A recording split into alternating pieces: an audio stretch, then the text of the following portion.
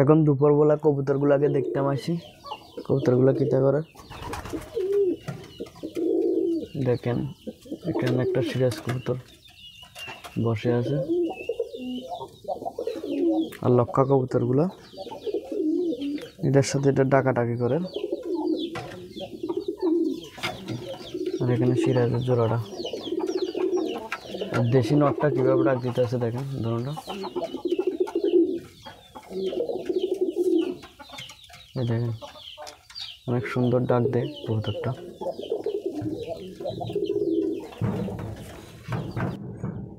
কবুতরও তো সবসময় চাল খাওয়ায় না, এখন চাল দিতে আছি কারণ ধান খাবারটা শেষ হয়ে গেছে। ধানের যে ছিল এটা শেষ, এখন শুধু চালে আছে।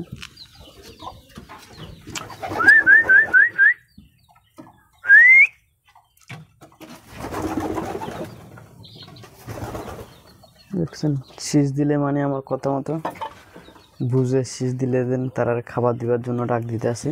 এই জিনিসটা কবুতরগুলো বুঝে। সামান্য আমি শীষ দিব, কবুতরগুলো অনেক তাড়াতাড়ি দেখেন আর একটা এসে চলে যায়। এখানে সবগুলো এসেছে, আর একটা কবুতর আসেনি। এই কবুতরটা ডিম পাচ্ছে, এর কারণে এখানে খাবার খাইতে আসে না, ডিমে উমদের। আর যে বাকি কবুতরগুলো আছে এখানে দেখেন। আর লক্ষা কবুতর যে আছে আমার, এর জন্যটা মেল কবুতর, এর কারণে লক্ষা কবুতরটা জোড়াটা ঠিক নাই, ডিম বাচ্চা দেয় না।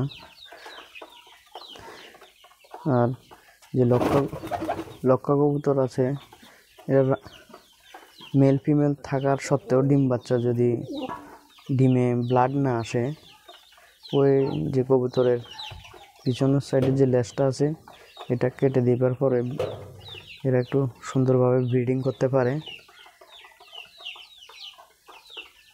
ব্রিডিং না করতে পারলে এগুলোর যে ডিমগুলোতে 20 ডিম হবে না।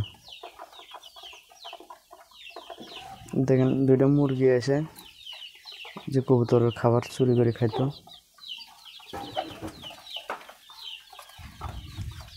বাকি কবুতরগুলো এখানে খাইতেছে। সিরাজ কবুতর দেখেন অনেকগুলো খ্যান নিচ্ছে, বাসা বানাইছে ডিম পাড়ার জন্য। এই সিরাজের এই যে জোড়াটা আছে, এই দুটা কবুতর, এই দুটো কিছুদিনের মধ্যে ডিম দিয়ে দিব। এর কারণে এগুলো খ্যান নিয়ে বাসাটা সুন্দর মতো সাজে নিছে।